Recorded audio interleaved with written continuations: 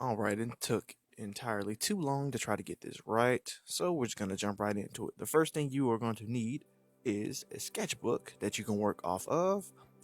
The second thing is going to be a knife, and then a box cutter, and then you're going to need some tape, some more tape.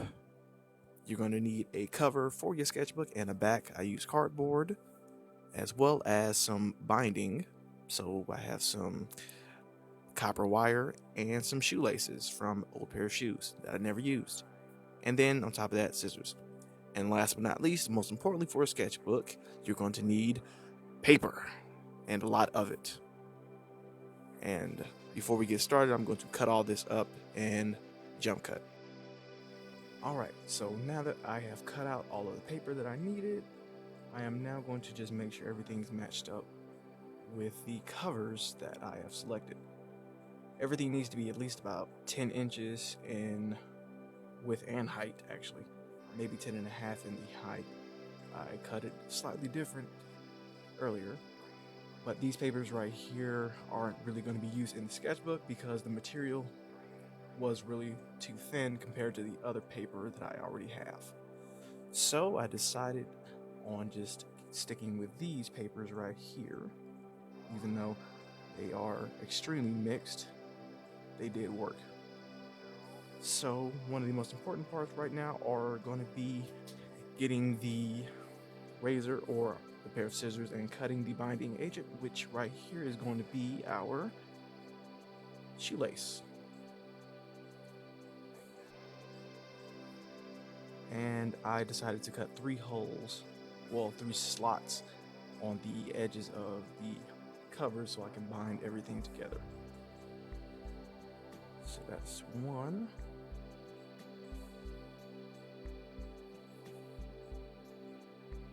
2, and 3.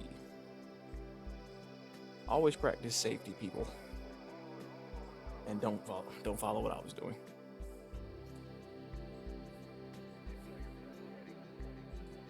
So now we are going to head on to lining up the papers and cutting some notches into the papers as well.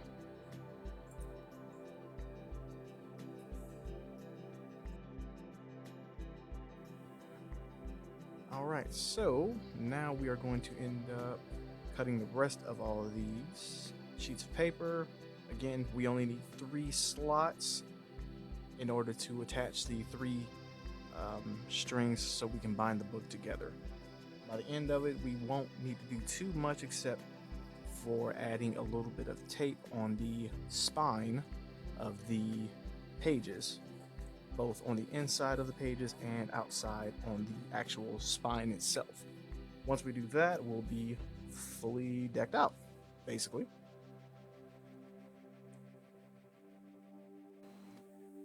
The process was extremely tedious, but once I got around to actually putting all the strings in and attaching all the sheets of paper, it was much easier than I thought it would have actually been. It only took about 20 minutes to attach everything together and actually tie all of these strings to bind the book in total. So additionally, towards the end, you'll see me end up trimming some of the pieces of paper because they were just a bit more excess than I thought. And once you end up doing that, you can actually leave all that room for the drawing paper if you want, but I decided to just take it off because it would have bugged me and it wouldn't have fit in my bag. I think I just made the entire book too big. Maybe 10 inches by 10 and a half inches was too large for a bag, maybe. I may also skip a majority of this tape addition part because it was extremely tedious and I don't think anyone wants to actually see all that. But I will provide a very quick fast forward for it. So until towards the end of the video, well, actually towards the end of this first half, we shall meet again.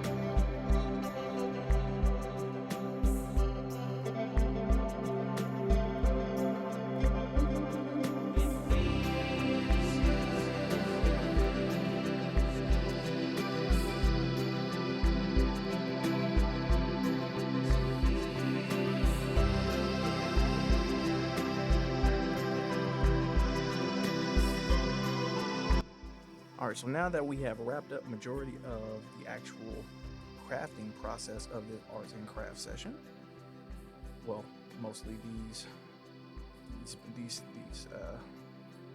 shoestrings are extremely tedious and hard to actually bind up.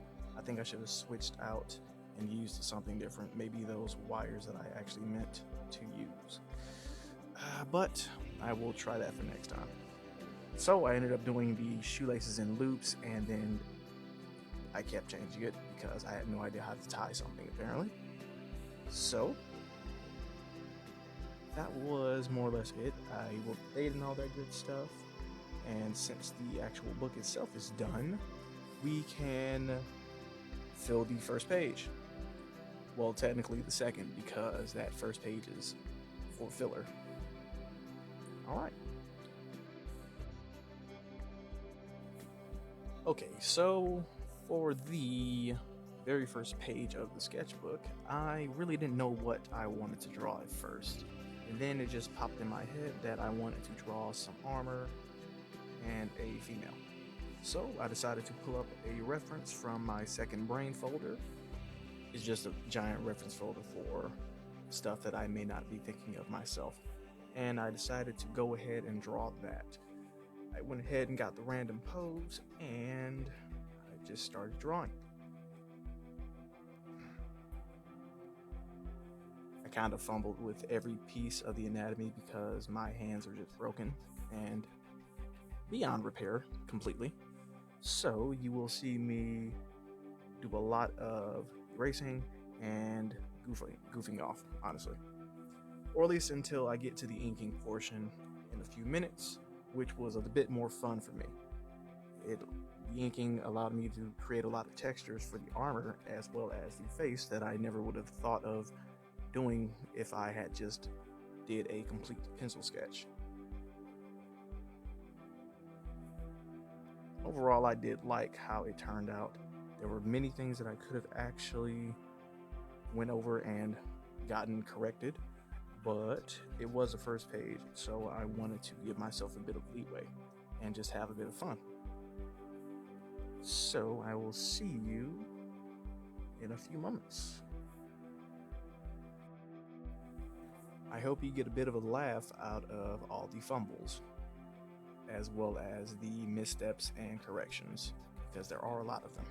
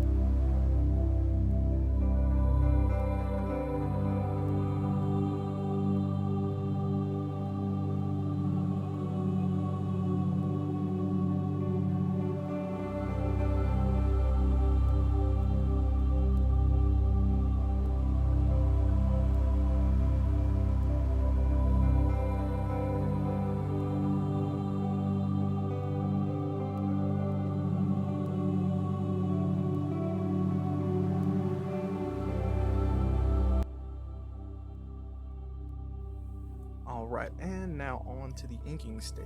I actually hope you enjoyed the pencil sketch area because that was a bit more fun than it usually is. I think the pencils allow me to just be a lot more loose than what I usually am when it comes to inking stuff.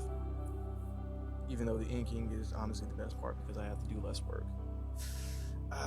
Decisions, and conflicts. I'll figure it out later.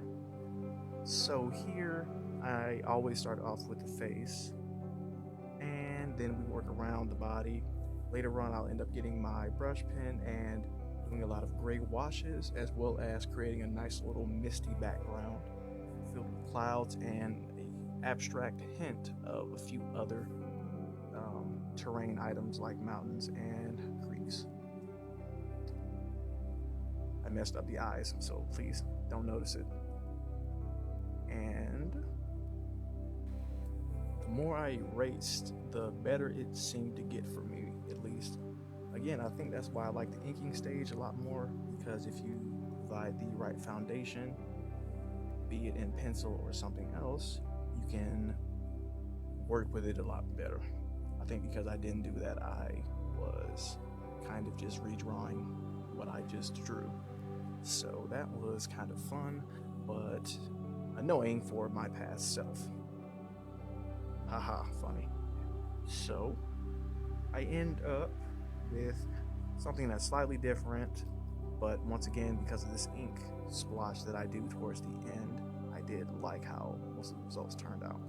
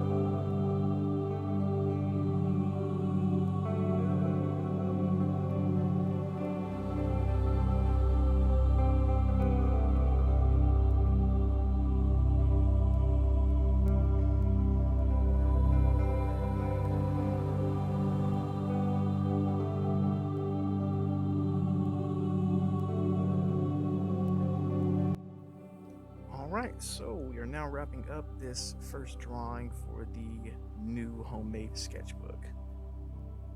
Uh, Honestly, I enjoyed it a lot more than I thought I would, even with all the mistakes that I made throughout. I think the whiteout